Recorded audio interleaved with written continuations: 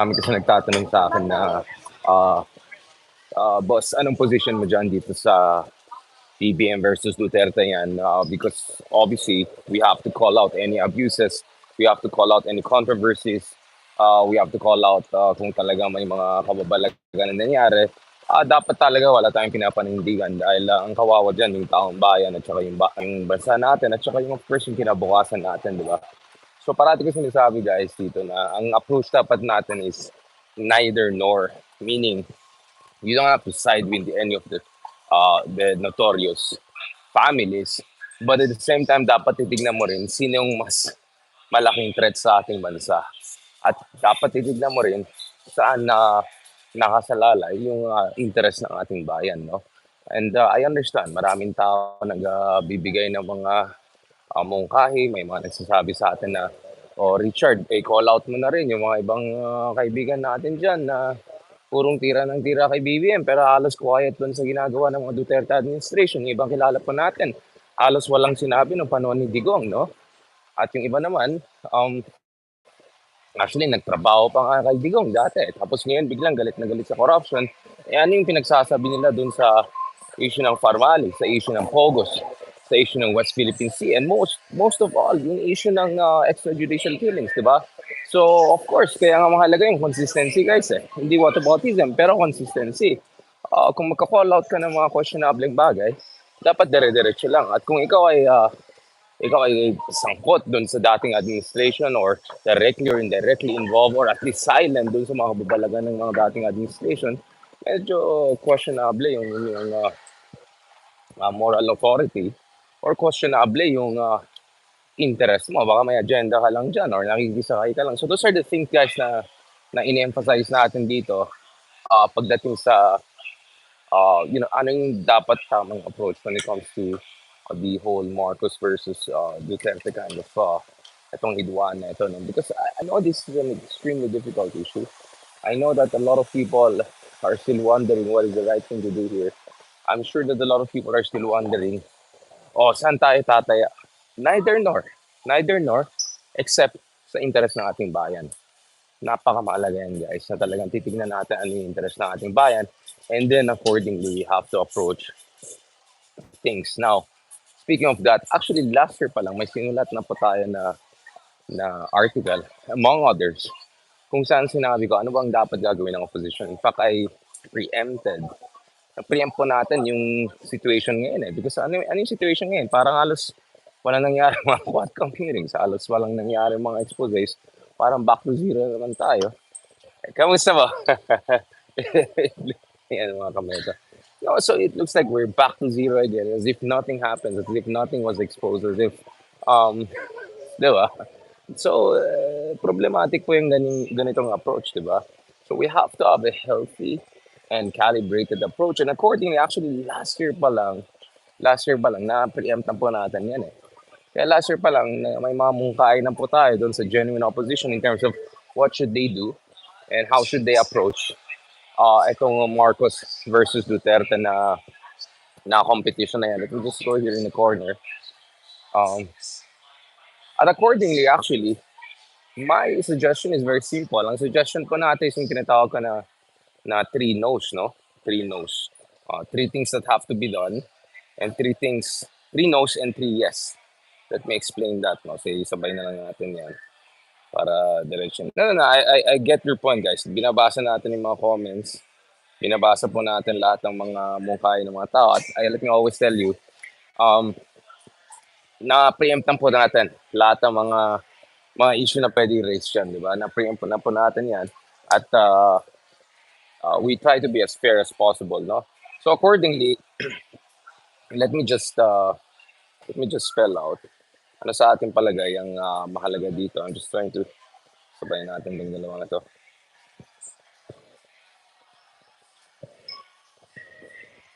Nag-travel tayo, on the move tayo. Okay, ito guys. So, going back again dun sa earlier discussion natin on what the genuine opposition do, ano po yung dapat tamang approach, ano po yung matinong approach, ano po yung calibrated approach. Let me give you some outline, a blueprint na actually last year pa lang na-explain ko na. Tawagin na natin na 3 no's and 3 yes approach.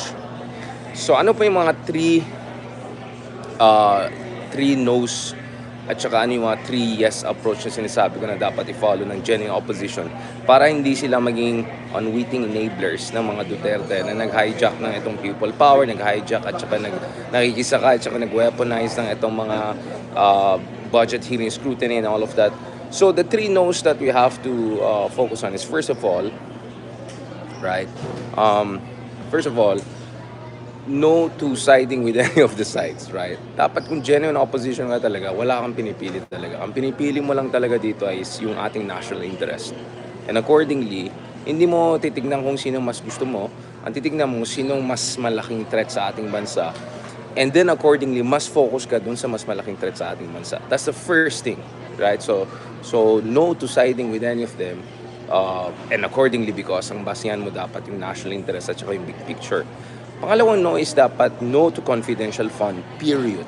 No to confidential fund, period. Because sa aking palagay, what is really important here is we have to look at saan bang genesis ng confidential fund? Saan ba galing itong confidential fund issue na yan? Because yung ibang kasama natin na atat na atat mag-fiscalize ng government, atat na atat mag-scrutinize ng pinagagawa ng gobyerno, atat na atat mag-expose ng mga kalokohan sa gobyerno or corruption. Well, we have to go to the root of the problem. Hindi lang po pork barrel yung problema natin. Matagal lang po natin problema yung pork barrel. Pero yung isang sa akin palagay na mas insidious na source of corruption and abuse ay yung confidential fund. At kung ayaw ko makinig sa akin, sige makinig kayo kay Justice Scorpio.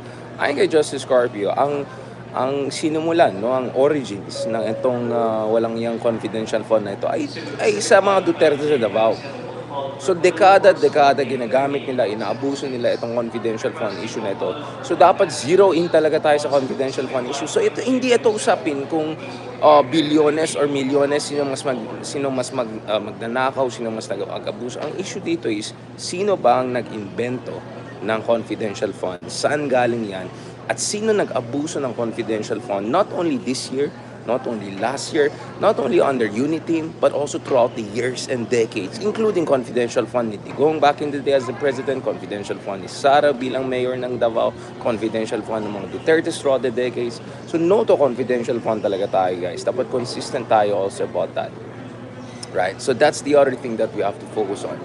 Third, na known po natin is no to hijacking the legacy of people power, legacy of Ninoy, legacy of Aquino, legacy ng lahat ng mga ating mga kababayan na lumaban para sa karapatan pang tao, lumaban para sa ating mga basic freedoms, lumaban para tapusin yung martial law. So that's the third no, guys.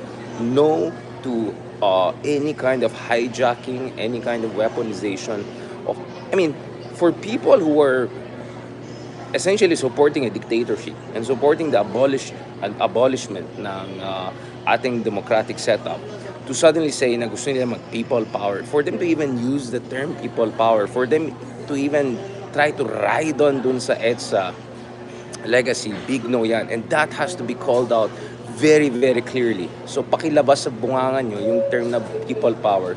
Kung wala kayong ginawa kundi sirain yung legacy ng EDSA Revolution. Now, hindi ibig sabihin, hindi mo pwede criticize ang mga kinos. So, of course, maraming kakulangan mayan. Whether it's Cory, whether it's Pinoy, God bless them soul. But they were not perfect. And ang dami mga kakulangan, mali nangyari. But yung binaboy nyo talaga, yung legacy ni Ninoy, binaboy nyo yung pangalan nila, binastos nyo sila through the years, and then ngayon makikisakay kayo, gagamitin nyo pa yung term ng people power. Big no po yan. So that's the third no. So three no's yan. First no, don't side with any side. Look at the national interest.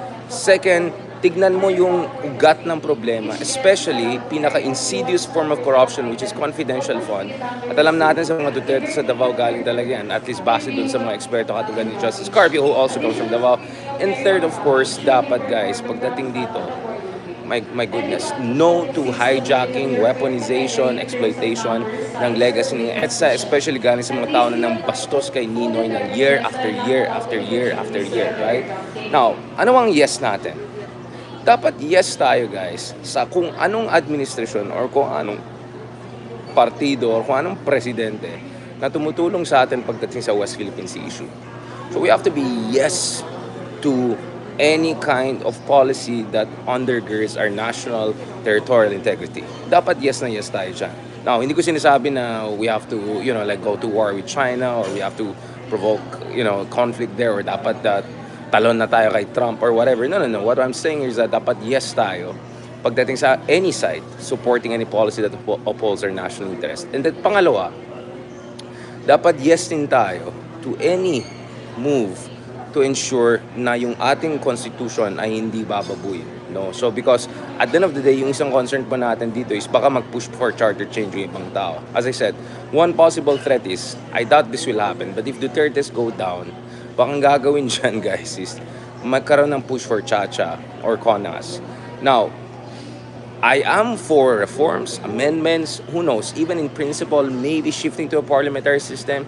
But whatever we do, it has to be within the constitutional framework of a liberal, democratic, pluralistic state. Right? So dapat hindi tayo pumayag, guys, to any move na bababuin yung constitutional order natin or palitan yung sistema natin kung saan maging more authoritarian tayo, less democratic tayo, at essentially enervate or undermine yung mga institusyon na mahalaga dun sa protection sa ating karapatan pang tao, not to mention rule of law, right? So we have to be yes to rule of law. If there were to be any push to amend the Constitution, to change the Constitution, what we have to focus on is reforms that help to enhance yung rule of law sa ating Pilipinas. Very, very important yun. So what we need is a constitutional democracy. Wala akong pake kung parliamentary ito, wala akong pake kung presidential ito, or mix ito. Federalism, no. But for me, anything that we have to do should strengthen the rule of law and strengthen democratic representation. So constitutional democracy po ang dapat yes tayo dyan. And lastly, dapat guys, yes tayo sa accountability. Yes tayo sa accountability sa ICC at sa EJK issue. Because sa aking palagay, if the confidential funds are the most insidious forms of corruption, para sa akin, pagpatay sa tao, extrajudicial killings is the most insidious form of abuse of power that a state can engage in. Mass atrocities po. State-sponsored mass atrocities. So dapat ng opposition po, focus tayo tuloy-tuloy at i-pressure natin any kind of openness, any kind of willingness to cooperate with the ICC, or any kind of expose by the Quadcom or any relevant courts, DOJ, I don't care, as long as magkakaroon tayo ng oportunidad na pananagutan yung mga nag-abuso ng panahon ng digong at saka yung mga nag-engage sa extrajudicial killings throughout the years and decades. Sobrang mahalaga yan. So in short guys, yun yung mga tatlong yes and tatlong no natin. Obviously I can refine it, but the 3 no's and 3 yes policy essentially, no tayo to side with any of bad side of dapat national interest, no tayo to confidential fund at the most insidious forms of corruption at dapat we have to look at the roots of that. And then at the same time, of course, dapat no rin tayo sa hijacking of the people power legacy, no tayo sa yung mga tao na nakikisakay lang at gusto mag-push ng revolutionary government or patalsigin si BBM para lang makaakyat si Sara. No, dapat tayo sa ganun. And then pagdating sa yes tayo to any policy that upholds our national interests sa West Philippine Sea against bullying of China, and at the same time to make sure of course hindi rin tayo depende sa Trump or US or kung sino man dyan. And then yes din tayo sa any investigation by ICC or Quadcom, anything that sheds light pagdating sa issue ng extrajudicial killing at yung pag-abuso ng karapatan pang tao na nangyari before.